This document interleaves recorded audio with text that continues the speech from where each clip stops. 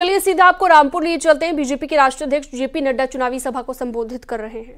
राठौर जी, हमारे राज्य मंत्री बलदेव सिंह औलख जी, हमारे क्षेत्रीय अध्यक्ष श्री सत्येंद्र सिंह सिसोदिया जी, हमारे जिला अध्यक्ष हंसराज जी, हमारे राज्य मंत्री उत्तर प्रदेश सरकार में जसवंत सैनी जी, हमारे एमएलसी हरि सिंह ढिल्लों जी, हमारे राम सक्सेना जी, श्रीमती राजबाला सिंह जी, श्री सफीक अंसारी जी विधायक और मंच, और यहां इतनी बड़ी संख्या में एकत्र आए देवी और साथी। मैं जब यहां रामपुर में आया हूं तो सबसे पहले भमौरा के हमारे प्रसिद्ध शिव मंदिर को, रामपुर के नींव रखने वाले ऐसे राजा राम सिंह जी को भी याद करता हूं जिन्होंने रामपुर की नींव रखी। ऐसे राजा राम सिंह कठेरिया जी को भी मैं नमन करते हुए अपनी बात को प्रारंभ करता हूं। मित्रों, ये चुनाव का समय है, ये चुनाव की बेला है, और यहां जब मैं आया हूं तो अभी अभी प्रधानमंत्री जी ने हमारे भारत के पूर्व प्रधानमंत्री, जिनको हम किसानों के नेता के रूप में जानते थे, जिनका उत्तर प्रदेश में और देश में एक नाम रहा और किसानों की बात को लेकर के उन्होंने अपना जीवन लगाया, ऐसे चौधरी चरण सिंह जी को भी भारत रत्न से नवाजा गया प्रधानमंत्री द्वारा। उसके लिए भी मैं प्रधानमंत्री जी का धन्यवादी हूं। आज मैं काफी समय बाद रामपुर आया हूं। मुझे रामपुर की पुरानी तस्वीर, वह तस्वीर भी याद है जब व्यापारी सूरज ढलने से पहले अपनी दुकान बंद कर दिया करते थे। मुझे वह तस्वीर भी याद है जब यूनिवर्सिटी कॉलेज में जाने वाला बच्चा भी और हमारी बेटियां भी जब तक घर में सुरक्षित न पहुंच जाएं तब तक मां बाप की धड़कन धड़कती रहती थी। यह परिस्थिति भी देखी है, और आज का, उस समय का माफिया राज भी हमें याद है, और आज शांति से कारण बदली है, इस बात को भी हमको समझना चाहिए। मैं यहां पर यह भी बताना चाहता हूं कि यहां लोगों की किडनैपिंग हुआ करती थी, एक्सटॉर्शन होता था, वसूली होती थी, और लोग डर के मारे यहां से लोग अपना वातावरण में, जो रामपुर का इलाका है, यह विकास की ओर आगे बढ़ रहा है, और वन डिस्ट्रिक्ट वन प्रोडक्ट के तहत अग्रगणी रूप में आज आगे खड़ा हुआ है। मुझे आज खुशी हुई, मुझे यहां वायलिन भेंट में दिया गया। एक जमाने में रामपुर किस बात के लिए मशहूर था? किस बात के लिए मशहूर था? यानी दुनिया में मशहूर हो गया है। यह परिस्थिति आकर के खड़ी हुई है। मित्रों, मैं घनश्याम लोधी जी के लिए आपसे समर्थन मांगने आया हूं, लेकिन घनश्याम लोधी जी का सांसद बनना यह महत्वपूर्ण इसलिए है 400 पार करके हम लोगों ने प्रधानमंत्री बनाना है, और देश को विकसित करने का चुनाव है। ये जो मानसिकता प्रधानमंत्री मोदी जी के नेतृत्व में देश की राजनीति की बदली है, और ये जो माइंडसेट बदला है, ये उसका चुनाव है। और जब मैं कहता हूं तो यहां माइंडसेट बदला है, यहां आत्मविश्वास आया है, और आत्मविश्वास की कहानी आई है। यहां लोगों का भरोसा बना है, और यहां पर गुड गवर्नेंस को हमको देखने का मौका मिला है। और प्रधानमंत्री मोदी जी ने राजनीति की संस्कृति, राजनीति का ढर्रा, राजनीति का कल्चर बदल डाला है। इसको भी हमको समझना चाहिए। पहले क्या होता था? कौन कैंडिडेट है, अगड़ा है कि पिछड़ा है, हिंदू है कि मुसलमान है, वोट बैंक की राजनीति है। हम वोट बैंक की राजनीति करते थे। अलगाववाद, ये ऊपर वाला है, ये नीचे वाला है, ये अगड़ा है, ये पिछड़ा है, ये फलानी जाति का है, ये फलानी जाति का है। लोगों को बांट करके हम राजनीति किया करते थे और वोट बैंक की पॉलिटिक्स करते थे। मोदी जी ने राजनीति का परिभाषा बदल दी, राजनीति की संस्कृति बदल दी। अब कोई अगड़ा पिछड़ा नहीं है। अब अगर है तो विकासवाद की राजनीति है, विकास की राजनीति है, इसको भी हमको समझना चाहिए। और जब मैं विकास की राजनीति कहता हूं तो उसमें वोट बैंक की पॉलिटिक्स नहीं है। सबका साथ, सबका विकास, सबका विश्वास, सबका। तो मोदी जी ने कहा मैं ज्ञान के रास्ते पर चलूंगा। ज्ञान मतलब जी, ए फॉर अन्नदाता, एन फॉर नारी शक्ति। अगर इनकी ताकत बढ़ती है तो देश आगे बढ़ जाता है, इसलिए सबको साथ लेकर के चलने का काम किया। आज आपको जानकर खुशी होगी हम घनश्याम लोधी को क्यों संसद में भेजना चाहते हैं। इसलिए कि पिछले 10 सालों में मोदी जी ने जो भारत की अर्थव्यवस्था 11वें नंबर पर थी, आज उसको 10 साल में लंबी छलांग लगा करके मोदी जी ने ब्रिटेन को, ब्रिटानिया को, आज भारत 5वें नंबर की अर्थव्यवस्था बन गया। 5वें नंबर की अर्थव्यवस्था बन गया। को आशीर्वाद मिलेगा, हम 400 पार करेंगे और 2024 के बाद 2027 में मोदी जी के नेतृत्व में भारत 3रे नंबर की अर्थव्यवस्था बन जाएगा। 3रे नंबर की अर्थव्यवस्था बन जाएगा। और उसी तरीके से आपको जानकर खुशी होगी, ये इलेक्ट्रॉनिक प्रोडक्ट्स में भारत, आज भारत का इलेक्ट्रॉनिक प्रोडक्ट 6 गुना बढ़ गया है। 6 गुना बढ़ गया है। इलेक्ट्रॉनिक एक्सपोर्ट 7,000 करोड़ रुपए पार कर गया है। स्टील के मैन्युफैक्चरिंग में, इस्पात के प्रोडक्शन में भारत 4थे नंबर पर था। आज मोदी जी के नेतृत्व में 2रे नंबर पर आकर खड़ा हो गया है और आगे चल करके पहले नंबर पर खड़ा हो जाएगा। हम लोग जापान की गाड़ियों के बारे में सुनते थे, टोयोटा डैटसन। आज भारत जापान को पछाड़कर ऑटोमोबाइल मार्केट में 3रे नंबर की मार्केट बन गया है। याद रखना, 3रे नंबर का भारत बन गया। केमिकल एक्सपोर्ट में 168% की वृद्धि हुई है और पेट्रोकेमिकल्स में लगभग 106% की वृद्धि हुई है।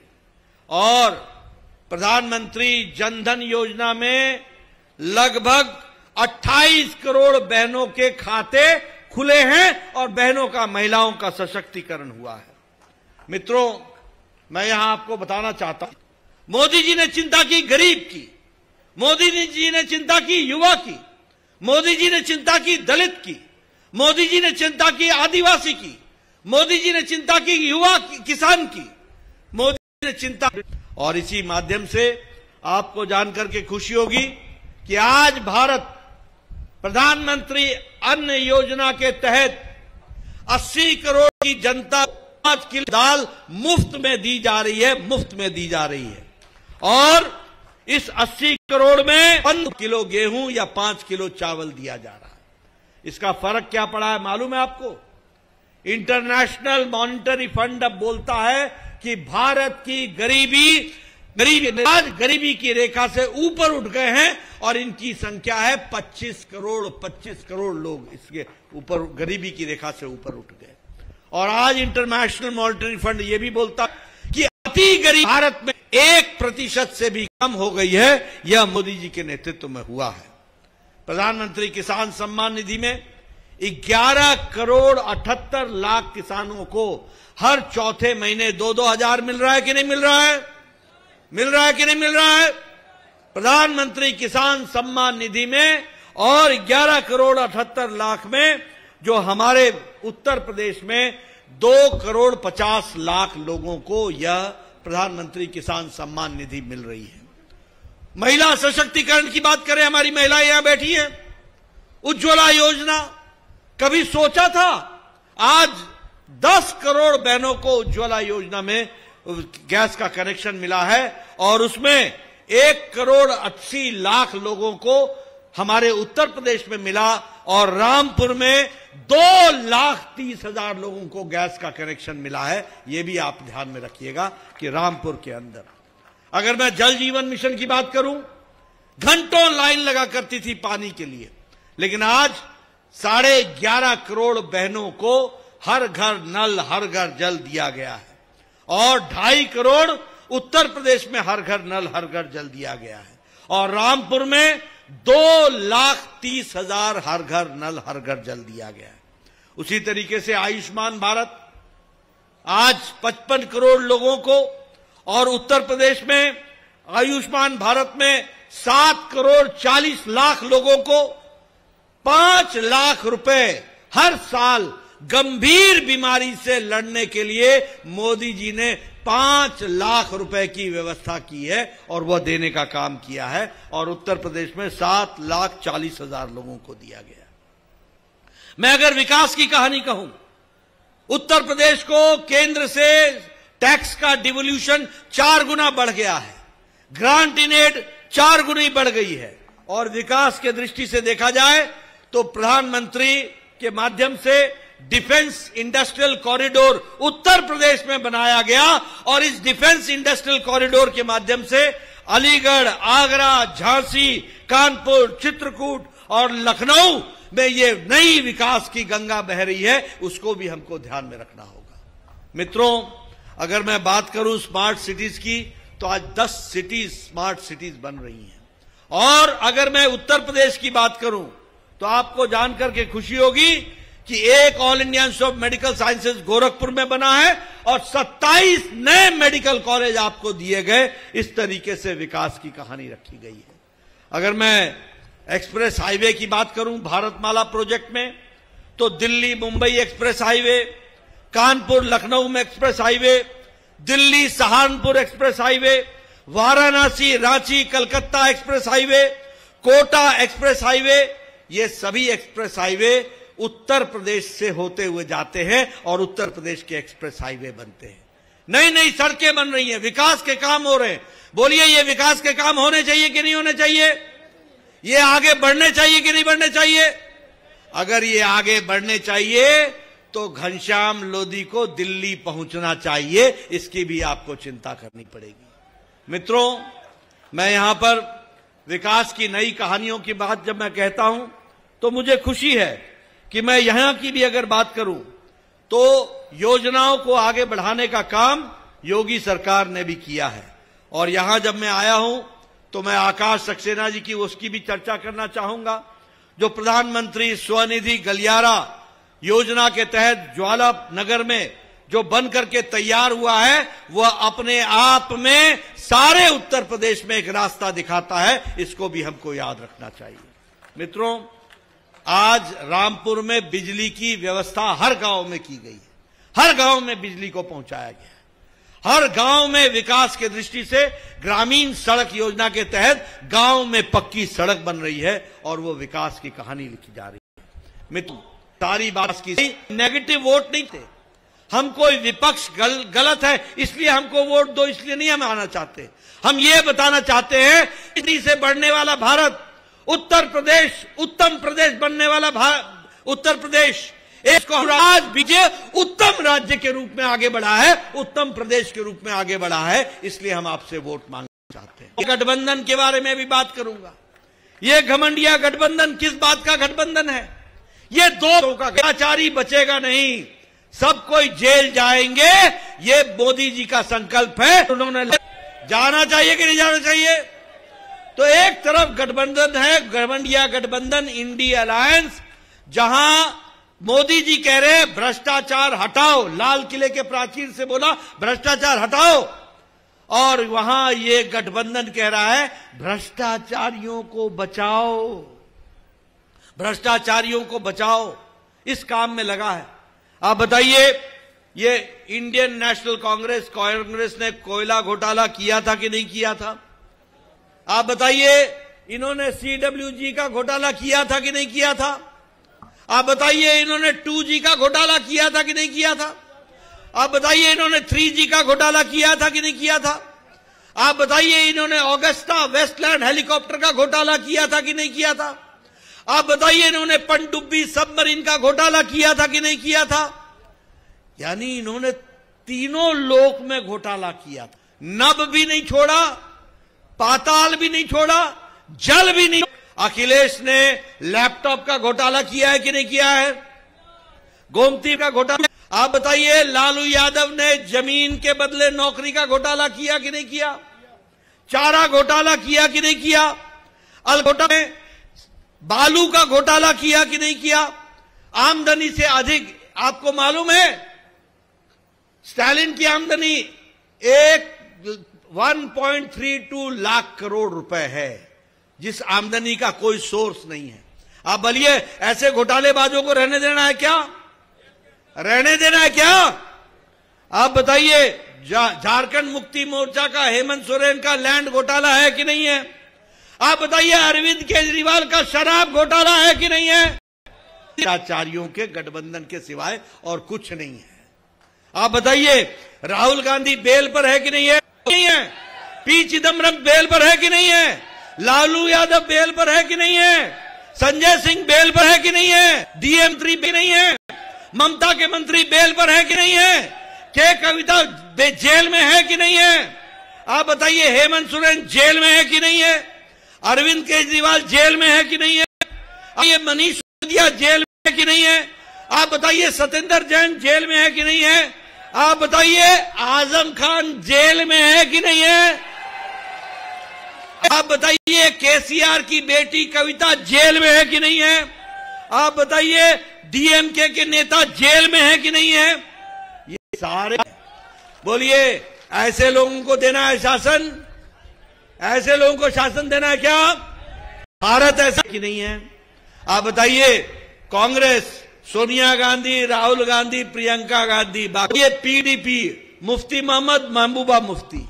आप बताइए रोमन अकाली, मुलायम सिंह के बाद अखिलेश यादव, अखिलेश यादव के बाद डिंपल, चाचा को भी छोड़ दिया, बाकी फुल स्टॉप।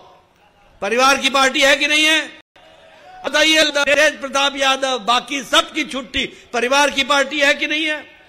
आप बताइए बुआ और भतीजा, ये ममता और अभिषेक, परिवार की पार्टी है कि नहीं है? आप बताइए ये केसीआर, केटीआर, कविता, परिवार की पार्टी है कि नहीं है? आप बताइए करुणानिधि, स्टालिन, उदयनिधि स्टालिन, परिवार को भी धक्का दे दिया, परिवार की पार्टी है कि नहीं है? आप बताइए ये उद्धव ठाकरे, आदित्य ठाकरे, परिवार की पार्टी है कि नहीं है? ये सारी, इनको आपसे कोई लेना देना नहीं है। इनको अपना परिवार बचाना है और भ्रष्टाचार चलाना है, ये इनकी पार्टी है। ऐसे लोगों को आने देना है क्या?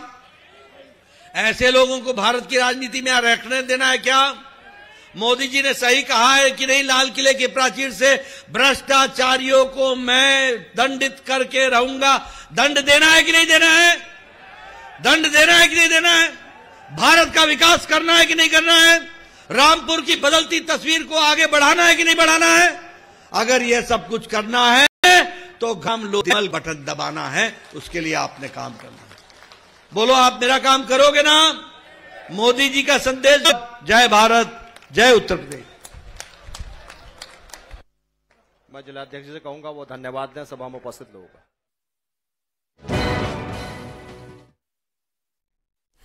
तो रामपुर में है, आजम के गढ़ में जेपी नड्डा, और आप उनको सुन रहे थे कि किस तरह से बीजेपी के कामों को गिनाते हुए अपने उम्मीदवार के लिए वोट की अपील करते हुए, और साथ ही उन्होंने कहा कि किस तरह से केंद्र की सरकार और उत्तर प्रदेश सरकार ने मिलकर काम किया, प्रदेश को आगे लेकर गए, देश को आगे लेकर गए, और एक बार फिर से अगर हमारी सरकार आती है तो देश को ही हम आगे लेकर जाएंगे और आपके लिए काम करेंगे।